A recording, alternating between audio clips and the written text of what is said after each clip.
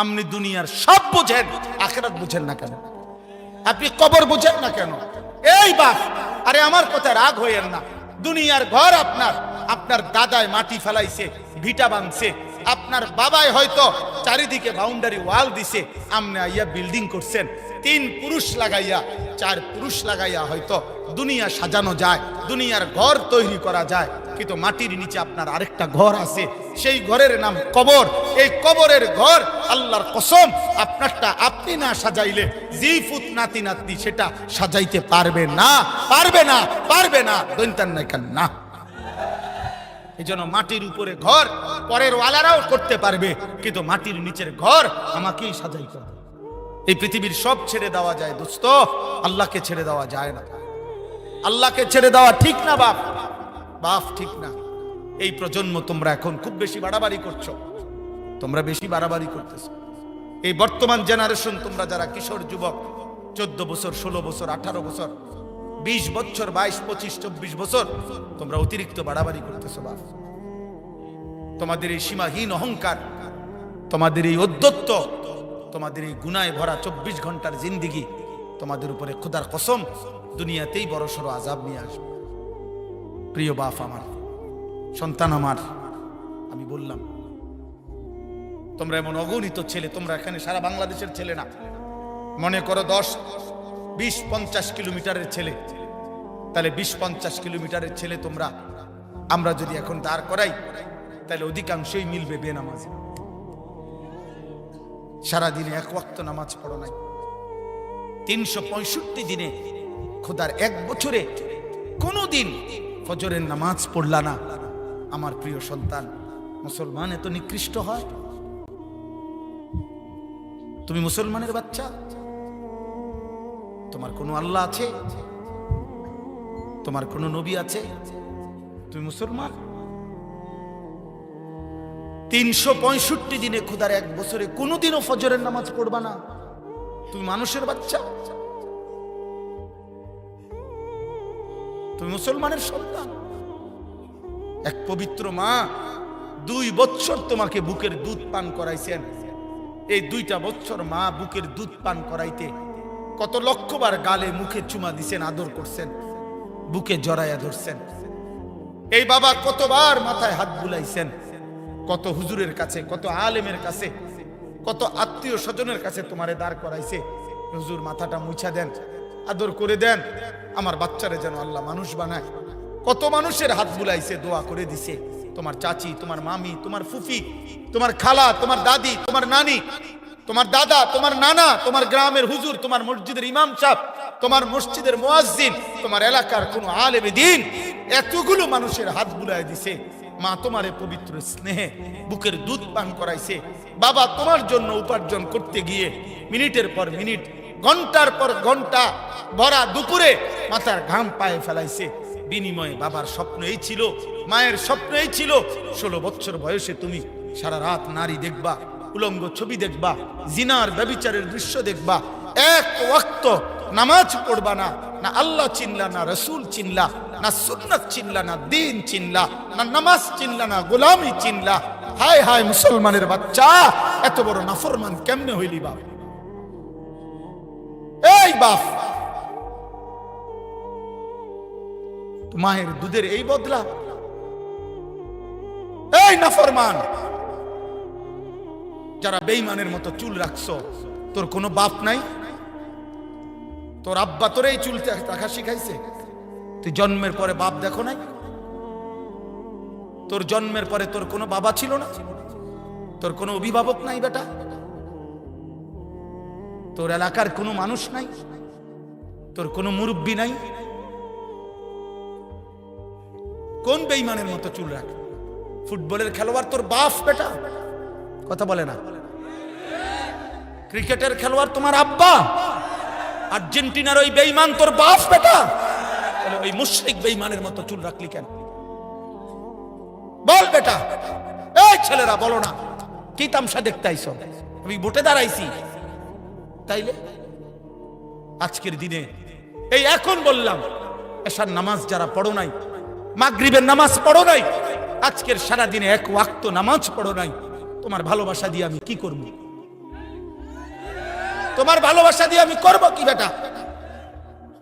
কি করবো আমি বেটা? না ফরমান, তুমি বের হয়ে যা বেটা, বাইরে বেটা, তোর মতো অপদার্থ দিয়ে আমি করবো কি বেটা?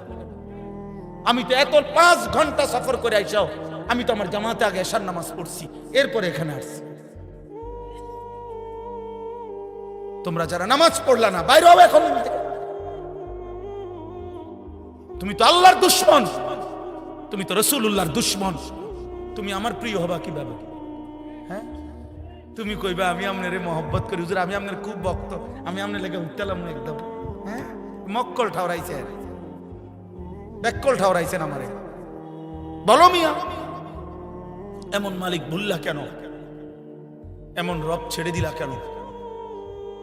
বলো আব্বা, বলো। আজকে ওয়াদা করো, আজকের রাত থেকে নামাজ পড়বা, বলো ইনশাআল্লাহ। এখন পড়বা, বলো ইনশাআল্লাহ।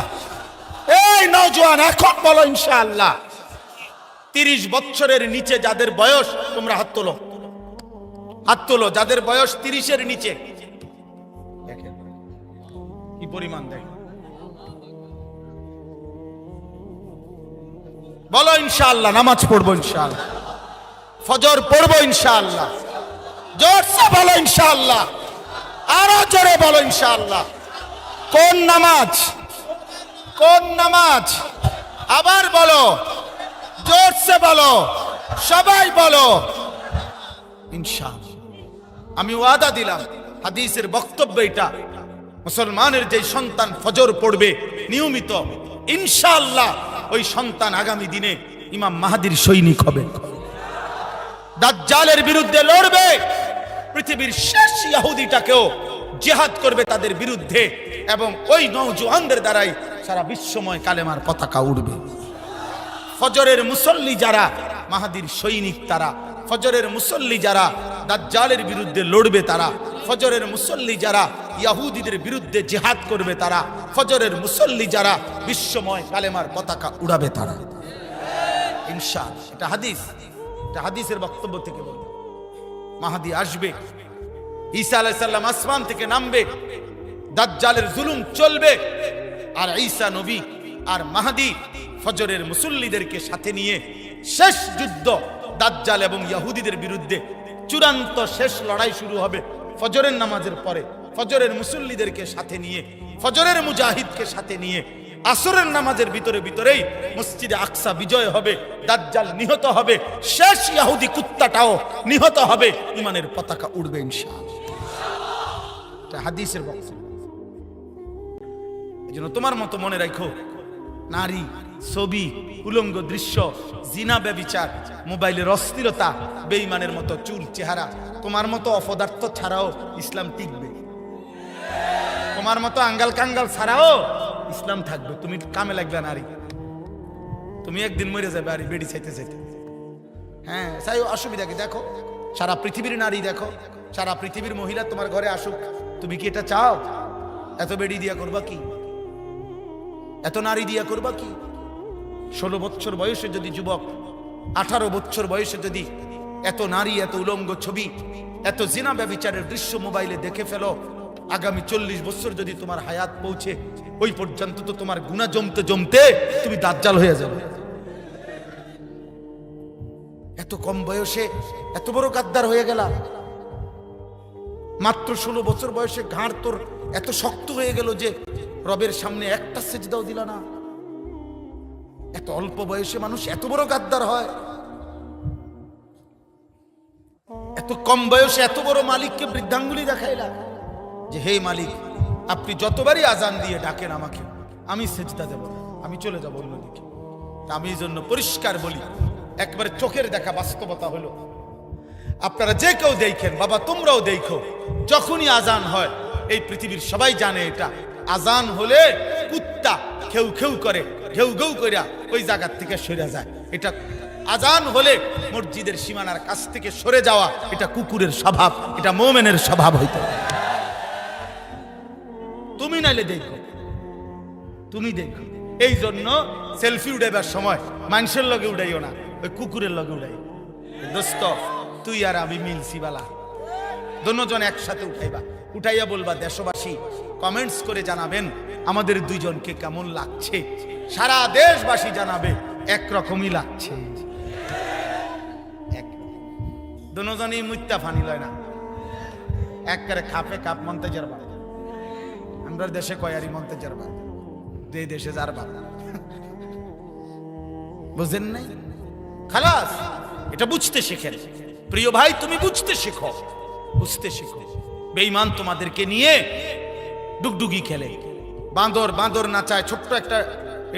ছোট্ট একটা ডুগডুগি আছে, বান্দর যারা নাচায়, এটা এটা নাড়ায়, এটা ডুগডুগ আওয়াজ করে, বান্দর এটা তালে তালে নাচে। আজকে বেঈমান তোমাদেরকে একটা মোবাইল হাতে তুলে দিছে, এবার বলছে ওয়েট, তুমি অপেক্ষা করো, এটা হাতে রাখো, বাকি ডিজাইন যা দরকার, চুলের, প্যান্টের, গেঞ্জি, শার্টের, খানার, চলাফেরার, পছন্দের অপছন্দের সবকিছু আমরা মুশরিক, আমরা ইহুদি, আমরা দেব তোমাদেরকে, তোমাকে। তুমি শুধু মোবাইল দেখে দেখে ওই রঙে সাজবা, ওইভাবে সাজবা, তাহলেই তুমি পরিচয় তো তোমার মুসলিম, রক্তে মাংসে, কিন্তু চলাফেরায় চলনে বলনে তুমি হবা বেঈমান মুশরিক।